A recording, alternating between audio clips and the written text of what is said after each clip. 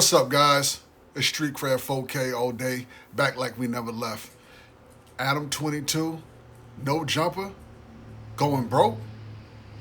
That's some new. I didn't think that they could ever go broke. My question is it true? Or is that just what we say when we might get sued, so we gotta act broke? 50 Cent taught us that. Play broke for a long time so nobody can sue. That's what you gotta do. Let's jump straight to the content. There's only so much content that we're going to be able to produce that is going to be profitable.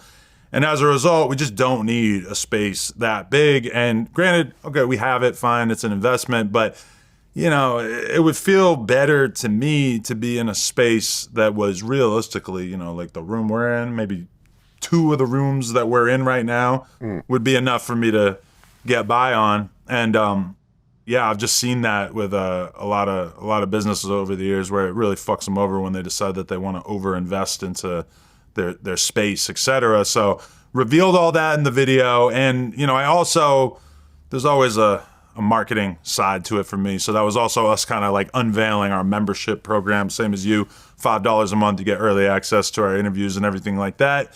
And also then we got the Instagram back, which is probably the best thing that could have possibly happened to us from me making that video. So I explained it in the video, but am I personally going broke? No. I do porn. I have a very successful business called Plug Talk. I also, not a big spender. I've got plenty of money that I've stashed away over the years. I was watching Academics react to that video, and he thinks I'm crazy because I don't got a Lamborghini and I don't have a $200,000 chain or whatever it is. I mean, I'm just not interested in that kind of stuff. So to me, I put the money away. I very much look forward to the day where I'm sick of doing content and I can just ride off into the sunset and not think about paying the bills. So to me, it's like money is to be made to save. I don't really think of, I'm making money so I can purchase more stuff. I don't have that desire for stuff. So as far as me, I was never worried. My girl was a little bit on the fence about me making that video because she obviously had people hitting her up left and right. Are you going to be okay? Is your kid going to be able to stay in private school, etc.? And it's like, my girl's looking at me like, you really want people to think you're broke? And I'm like, well, I didn't say I was broke. I said that No Jumper was going broke, which is different. If No Jumper loses money a couple months in a row, then No Jumper is going broke. That doesn't mean that No Jumper's fucked for life. Doesn't mean that I'm fucked. Just means that this business was going through some hardships and we had to correct our course. There's Adam 22 on Vlad talking about, that's supposed to be the end of No Jumper. I wonder what you guys truly think. I'm going to tell you what I feel about it. I have a couple different scenarios. For one, let me just say this. One of the biggest gang busts that has happened here lately, having to do with Big U and plenty other Rolling 60 gang members, got wrapped up. What we do know is Loose Cannon, Brick Baby, Big U, they all been there. Whack 100's always there, like we know this. But the thing is, it's the timing. So right when all these dudes get wrapped up, all of a sudden, No Jumper's going broke. I don't know, but that sounds sus to me. I don't really know what it sounds like to y'all, but to me, that sounded a little bit too sus. Look, if I get wrapped up and they come put me in cuffs, and then all of a sudden, the show, the podcast I was working at, is all of a sudden going broke, and me and the homies is wrapped up. I mean, we got clank by the feds. I don't know what to think about that. My one scenario was like, look, maybe the feds infiltrated No Jumper a long time ago, just long enough to get what they needed, because we know everybody go to these podcasts and they start talking.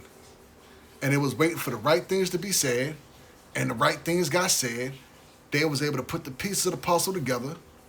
They got who they was looking for. They got Big U. They got Loose Cannon. They got Brick Baby. They got a lot of people. And it's time to shut it down. I mean, it's time to turn the lights off. Close the door, ladies and gentlemen, because that is it. There's no other work to be done here. That's my one scenario. Another scenario, of course, is what I mentioned earlier. They getting sued from every which direction, and it's time to play broke. Whatever the case is, I know Adam 22 got something else up his sleeve, but I don't understand why some of these bangers go there and they sitting in there knowing that the feds is watching this, and they in there with the blicky on them. I mean, they got the switch right on them, hanging out for the cameras to see. Like, you an active gang member of the Rolling 60s. Check out Luce as he's checking out Brick Baby across from him with the switch in his belt.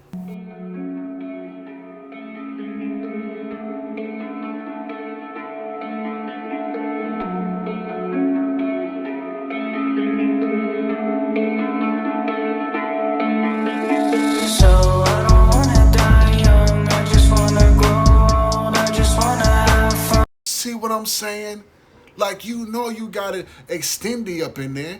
Why are you gonna lift your arms up and show the thing like that all on camera?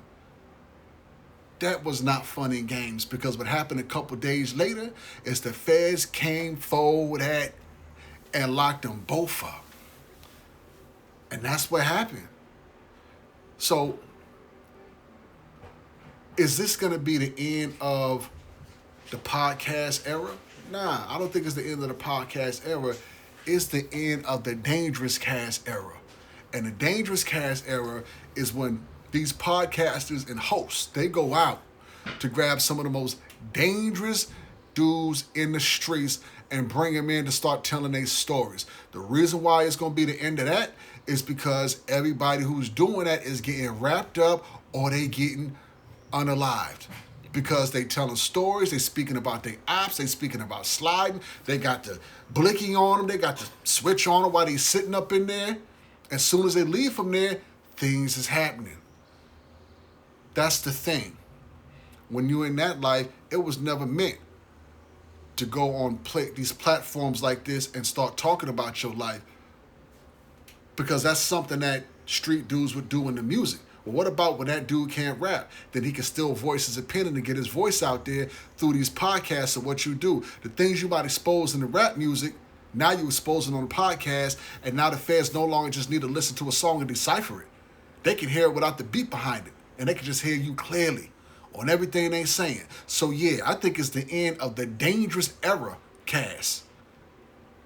No more dangerous being said on these podcasts. Why? Because they rapping people up. The feds is listening, the feds is watching. So that's truly what I feel about it. Let me know what you guys think down in the comments. Don't forget to subscribe to your boy. This your boy Street Cred 4K all day. Keep it locked and stay tapping in with me. I'ma always keep it real and bring you the truth.